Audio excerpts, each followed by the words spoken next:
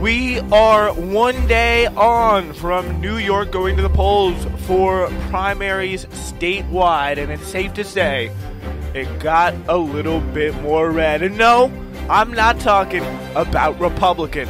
Big news to talk about today. We start on today's show with India Walton, a socialist candidate stunning a longtime incumbent in the Buffalo mayor's race. She will be, in all likelihood, the next mayor of Buffalo. We'll talk about who she is, how she got there, and really how awesome I think she is. I'm sure you'll agree. Also, Eric Adams leading in the New York City mayoral primary, but ranked choice voting awaits. Maya Wiley sniffing at his heels. Garcia also not that far out. Meanwhile, the New York City Council is facing a little bit of a red wave in and of itself as progressive groups hope to push the council to the left. Early results show that two of their favorite candidates won, and others appeared likely to be elected. And finally, our only non-election story today has to do with voting rights, and more specifically, Biden not saying anything. We have a great show for you today. Thank you so much for tuning in. This is Newsflash 532, live on a Wednesday morning.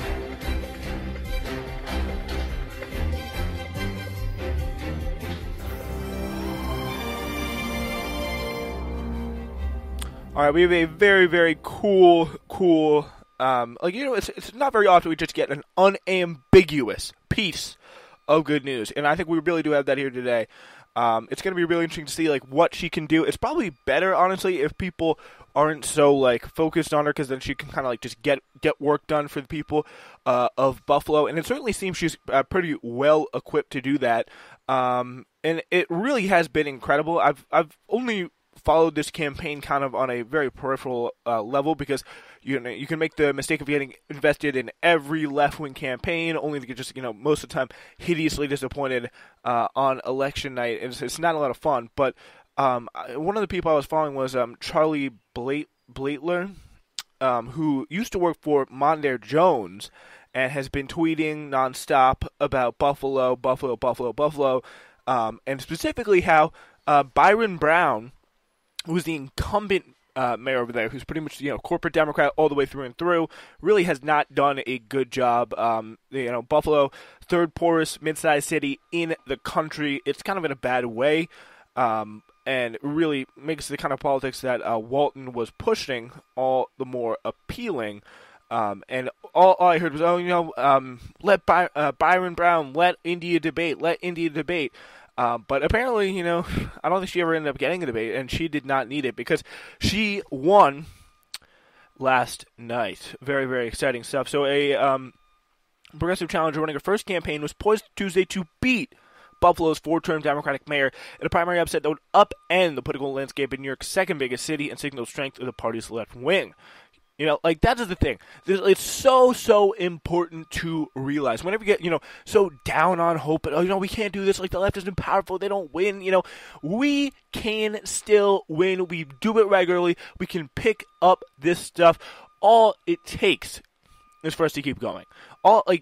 Keep moving forward. I think that is so important, because if we don't do that, we can't get gains that are all throughout politics, that are sitting there in front of us waiting to be taken. These seats all across the country, whether it be mayoral, city council, House of Representatives, state assembly, whatever, they are there for the taking.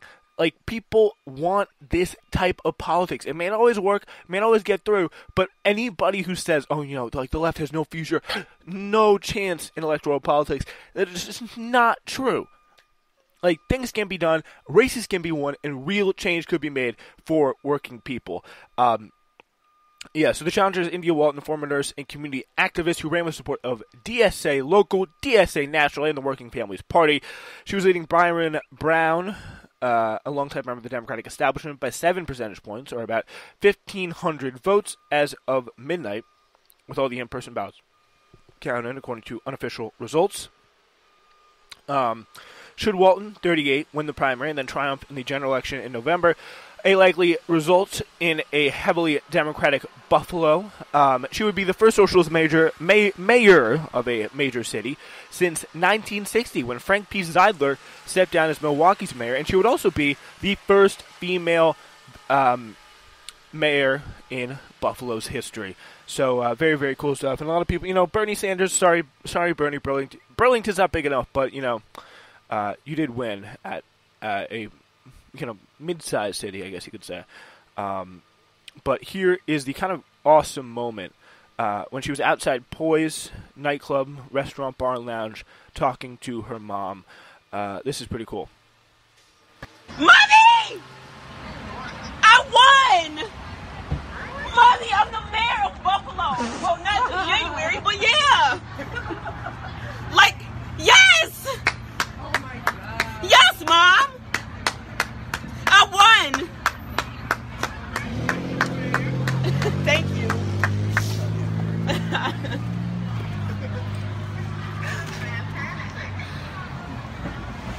Yeah, Mommy!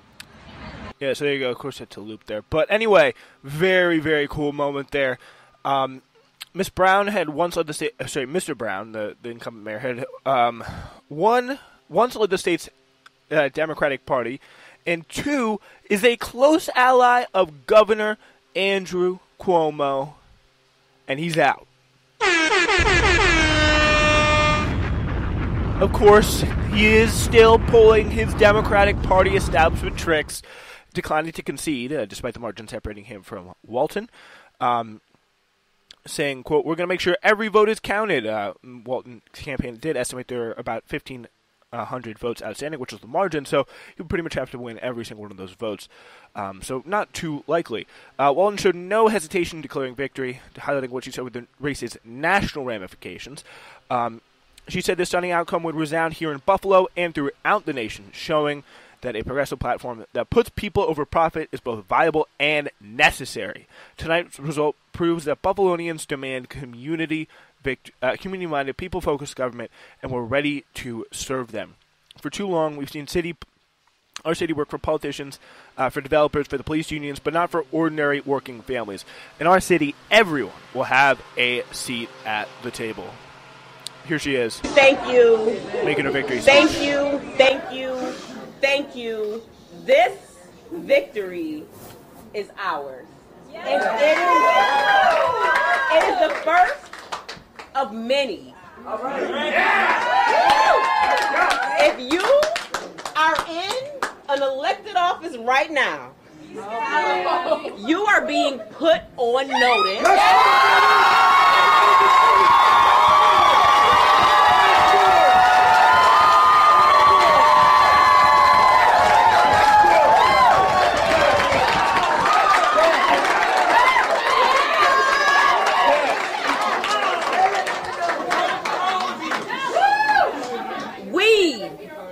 Are coming. Yes. Tell me what democracy looks like. This is what democracy looks like. Tell me what democracy looks like. This is what democracy looks like. Tell me what community looks like. This is what community looks like. Absolutely electric atmosphere there. Walton said her priorities as mayor would include adopting so-called sanctuary city rules to safeguard undocumented immigrants, introducing more robust protections for tenants, very, very good, and ending the role of police officers in most mental health emergency calls. It wasn't in Buffalo, but there was an incident up there, I think, with Daniel Prude, I believe that was in Rochester, where he was having a mental health crisis. Like, clearly, everybody said... the person who called the police was like, yeah, my brother, I believe it was his brother. It was like, I'm having a mental health crisis here with my brother. It is not good. I need and he had to call the police because there's no other choice. There's no other choice when someone's having a mental health crisis. Normally, like, in our twisted society, you call the guys with guns, they put him in, they choked him to death. That's what ended up happening there. And just really, you don't have to say defund the police, but if you reallocate the role of the police in the society, that is good enough for me. Good enough for me. take away their power, take away their ability to kill, and their just complete and total and utter impunity when it comes to stuff like this. She also criticized Byron's handling of the coronavirus pandemic and helped lead protests across the city last year over the police killing of George Floyd. Brown did not campaign vigorously, according to opponents, and refused to debate Miss Walton. Never a good sign there. He's appeared regularly with Cuomo at the governor's news conferences in Western New York to promote the state's economic reopening. So there you kind of get a sense of where his policies and where his positions, where his heart lies there. Walton, in turn, relied on an intense grassroots organizing operation, the most formidable fundraising effort, and the backing of some of the governor's most vocal foes, including Working Families Party and Cynthia Nixon, who waged an unsuccessful primary campaign against Cuomo in 2018. That there is from Luis Ferrer Sadurni in the New York Times. All right, here is some more of Miss India Walton. This is the work of a well-meaning group of rebels and revolutionaries. That's a short clip, but she also went on to say, when we organize, echoing that Our Revolution slogan, the Bernie Sanders organizing group, when we organized, we win. Listen, this actually responds to when asked the question, are you a socialist? Yourself a socialist? Oh, absolutely. The entire intent of this campaign is to draw down power and resources to the ground level and to the hands of the people. And when we think about socialism, we're perfectly fine with socialism for the rich. We will bail out Wall Street and banks and give $1 billion in tax to one of the richest people in the world to build an empty Tesla factory in South Buffalo. And when it comes to providing the resources that working families need to thrive, socialism becomes scary at that point.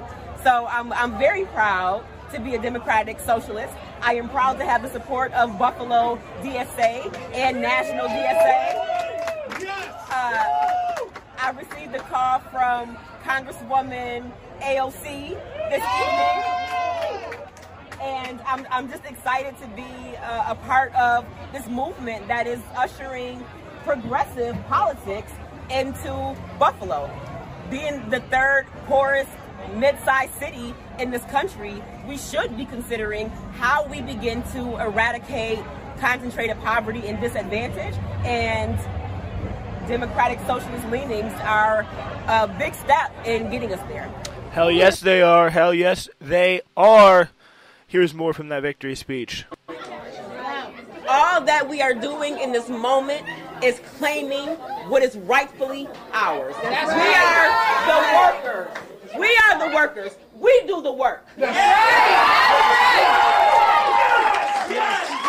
And we deserve a government that works with and for us.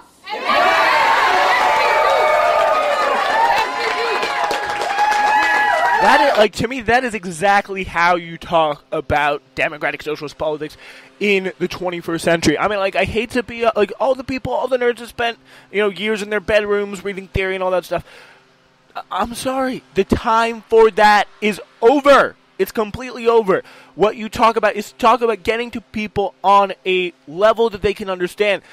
It doesn't mean you have to change the principles a single bit. But if you go around there talking about dialectics and theory and Marx and Engels, people don't care. And I'm not saying most people do that in campaigns, but what the truth is talking at a level people can get, that people can empathize with. Because, as time in memoriam, that dynamic has been true. Some people do the work, some people reap the rewards. And however way you want to say that, I mean, just pausing an idea here, it should not be the exact same in the 1880s and 1890s as it was in, 2021. And, I think this is the way you talk to people. And another great quote here, the people who know the solutions are those closest to the problems. You understand as someone, not you, but, Walton understands, as someone who, has lived in Buffalo probably, I believe, all her life, is very, very close to these issues. She understands not only what the problems are, but what to do about them, and also how to talk about them in a way that people understand, the way that people are going to vote for her. And that is an incredibly, incredibly valuable skill. There is no doubt about that. So very, very cool stuff. She's also going to be in line to become Buffalo's first woman mayor. And let's check this out here from the local news. The way it has hit some of the people here, there are police commissioners here, there are city officials here. I heard from This is from the local news, by the way. From one person in law enforcement for the city of Buffalo who said that if Mayor Byron Brown loses, I'm going to retire probably tomorrow. The way it is See ya later, baby. See ya later. Get out of there. Oh, yeah, she's gone. She's gone. This is the crowd over some of the returns.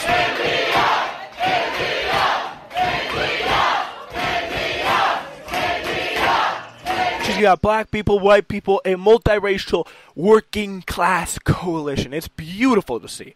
Beautiful to see. And yeah, you just absolutely love it. 95% reporting, continues to lead over Byron Brown.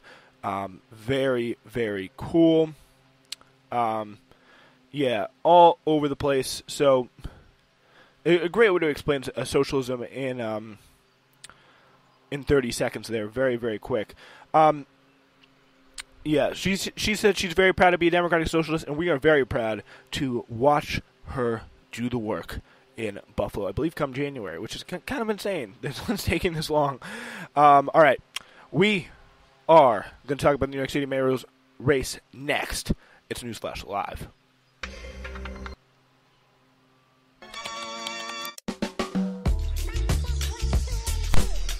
Ladies and gentlemen, you are listening to the Spencer Walsh Radio Network, and let me tell you about our lineup. Newsflash is all new Mondays, Wednesdays, and Thursdays now, and that is, of course, our flagship show, but we have plenty of other great offerings for you, including Uncultured, live mixes every Saturday.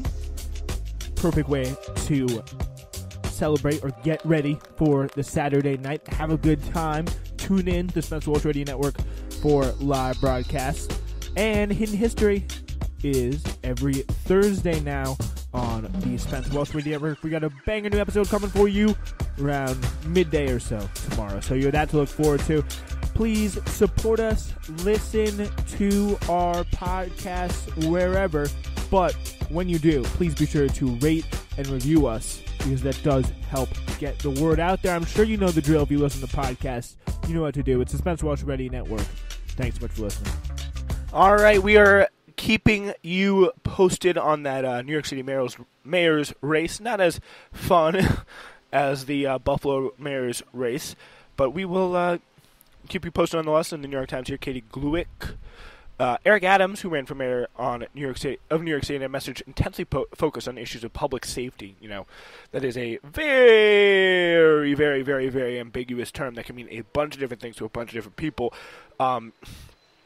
Emerged on Tuesday with a pretty substantial lead on the Democratic primary, but fell well short of an outright victory in a race that will now usher in a period of uncertainty because of how ranked choice voting works, pretty much. You got one, like the bottom person eliminated, their votes reallocated. The bottom, the person after that, their votes are reallocated to everybody else. If you pick the last place person first, then your votes will go to your second choice votes will go to, the other candidate, and then the process will repeat with the next to last person until there are two candidates left, and one of them has the majority of the votes. So that's pretty much how it works there, and that process takes a bit to sort out, and of course absentee ballots still, I think, come in, incredibly late. I don't know how late they are. We may not see a result until June 29th or later. It's going to be 3 or 4 weeks until we know the result of this mayor's race, which is honestly ridiculous. The fact that we can't do this just any bit faster, it's not even, the pandemic isn't even that much of an issue anymore, at least in New York City. So, where is the lack? Where's the Where are the results here? Come on. Like Peru, but like Brazil, all these countries that, a lot of people in this country look down on, say, oh, they're poor countries. We need to overthrow their leaders and screw in their democracies. Well, their democracies run more efficiently than us. Anyway, Eric Adams, in my opinion, the weirdest, most evil, and also person with the most lack of self-respect in New York City. And by the way, this man doesn't even live in New York City. He lives in New Jersey, but that's a whole other story.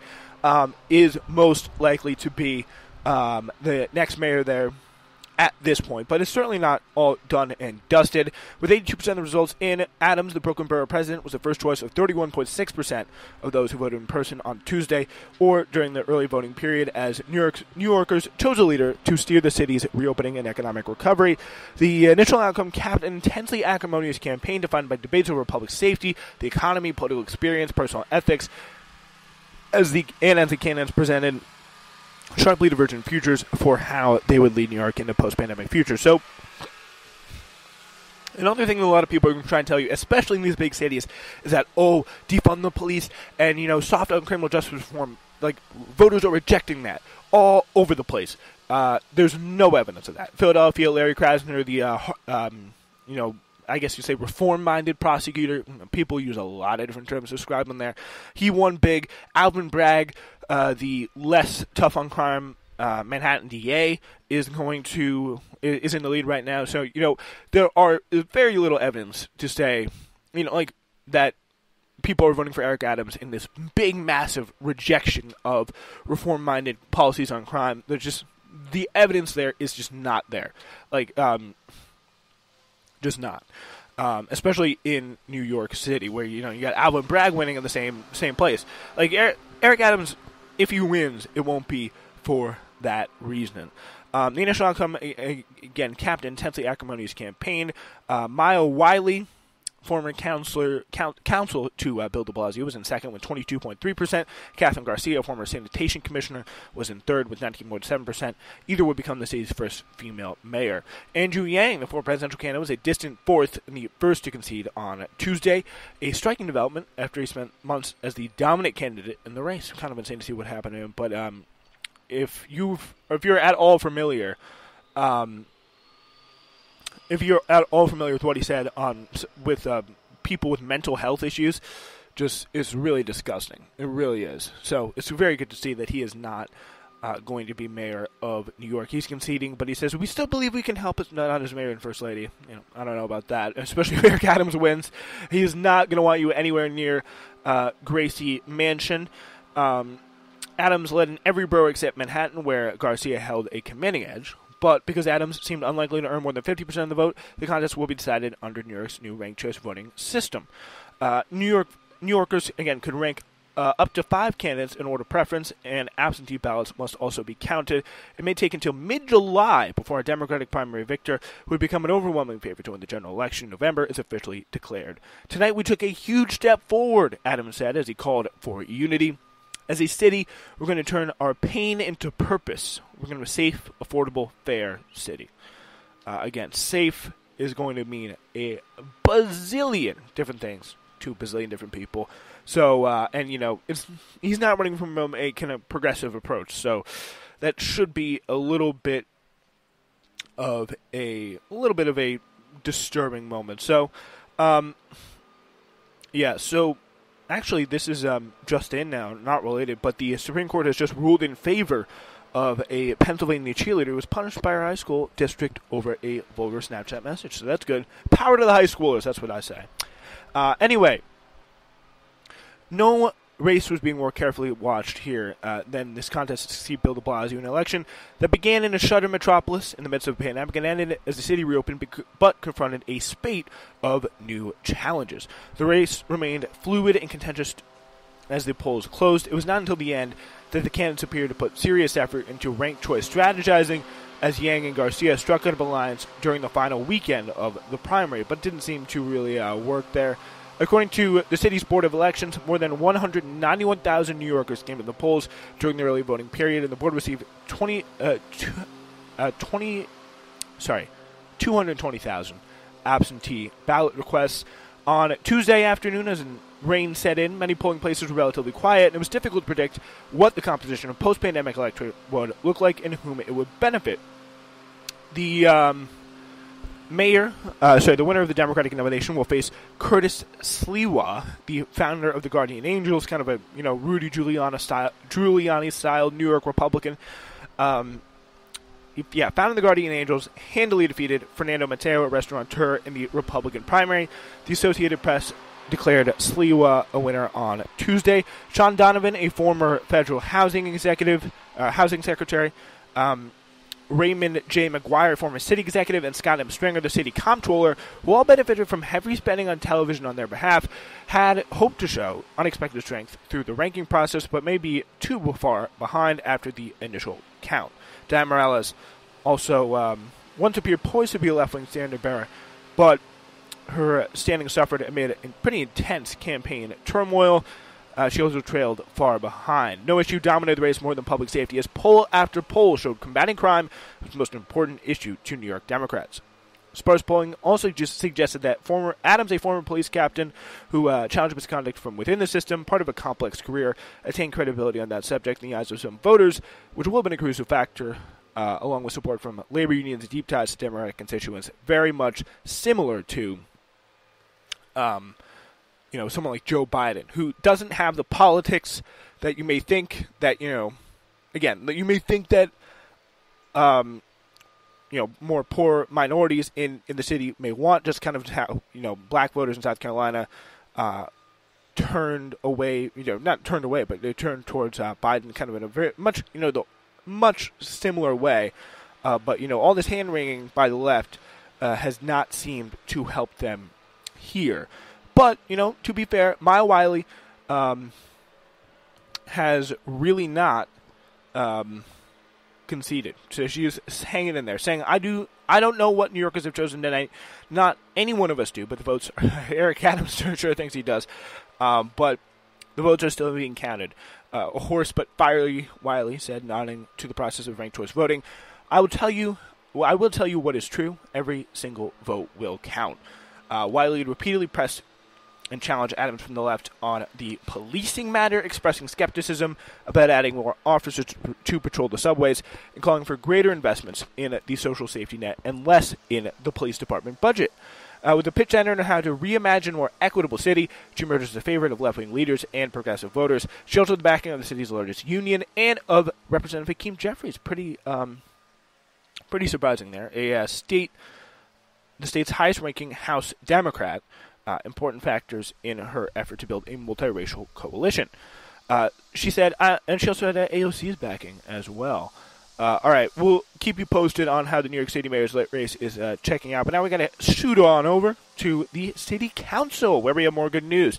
When the New York City's mayor leaves office at the end of next year, more than half the members of the city council will follow him out the door, leaving a city still finding its footing after the pandemic in untested hands of a freshly elected mayor and a legislative body packed with newcomers. It was largely unclear which newcomers those would be when the polls closed on Tuesday.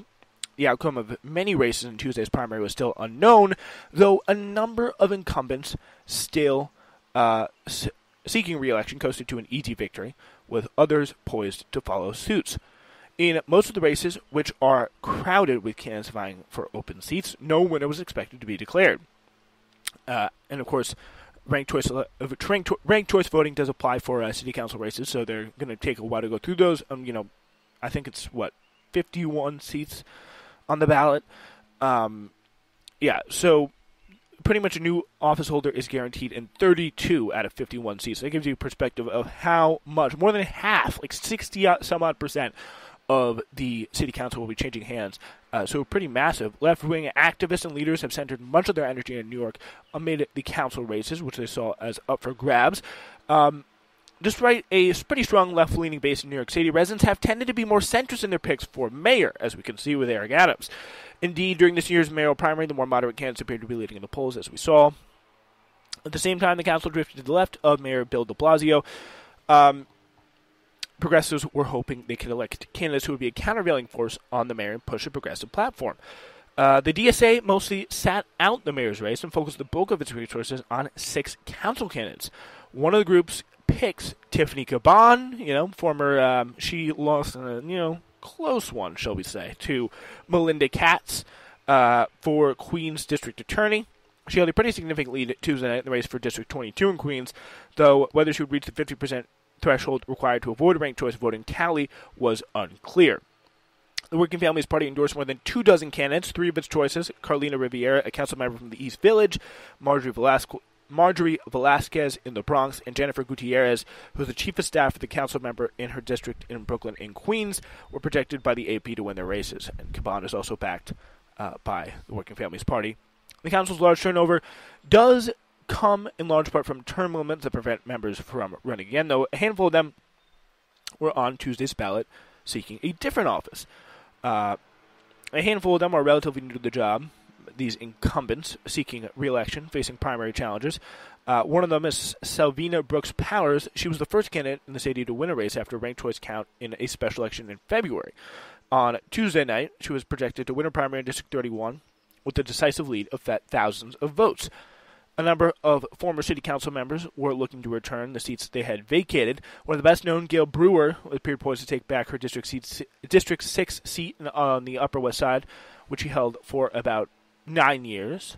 In Brooklyn, Darlene Mealy, who represented the 41st District from 2006 to 2017, looked like she may take out the incumbent who replaced her,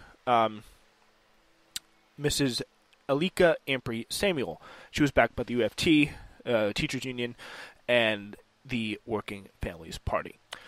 The council's top job will be open. The current speaker, Corey Johnson, he's running for city comptroller, and he got crushed to an AOC-endorsed, Brad Lander. Let's see, just double-check that. In a second, Brad Lander, it's pretty good to see someone like, Corey Johnson, who is, had not the best record, get it there. I think he came, a distant third. No, he came second, I believe. I think he actually got a New York Times endorsement. But I'm still working, of course, on finding those results. Okay, here we go. From City and State New York, Brad Lander 31-46 in front of Corey Johnson, he's beating Corey Johnson by 9 points. Funnily enough, Michelle Caruso Cabrera, who challenged AOC, is also way back. Oh no, she's at 13%, so she's third to Johnson's 22%. So 9 points separating all 3 of them. So it's very cool to see that we have someone like that winning and beating someone like Corey Johnson. All right. We now turn to our last story of the day, and that is in the Senate. Senate Republicans expected to successfully filibuster the For the People Act. They did it yesterday, by the way. Progressive activists, lawmakers, and some prominent figures within the Democratic mainstream are criticizing President Joe Biden for failing to use his bully pulpit to publicly fight for the popular bill as the GOP assault on the ballot intensifies nationwide. Mondaire Jones saying, "Our democracy is in crisis, and we need the president to act like it." Saying that, I think, very, very fairly. But that is just one of the things that, we have come to expect, and, I'm not surprising to see from somebody like Joe Biden. He's a president who sits on the sidelines. I don't know. He doesn't have the capacity, doesn't have the will, don't really know which one it is. But the important thing that really matters is it's not happening. He's not getting out there in the field. Maybe in his deep down heart of hearts, he cares deeply about passing the For the People Act. I don't know. But the result's the same. He is not doing it. Most observers think that at some point the filibuster will be overturned. Maybe then the floodgates will open and we'll get, some of this stuff passed and some progress brought in here in the right direction. But it is very, very hard to tell when exactly that is going to happen. Just about all the time we have for you guys today. Thank you so much for joining us. We'll be back on Friday.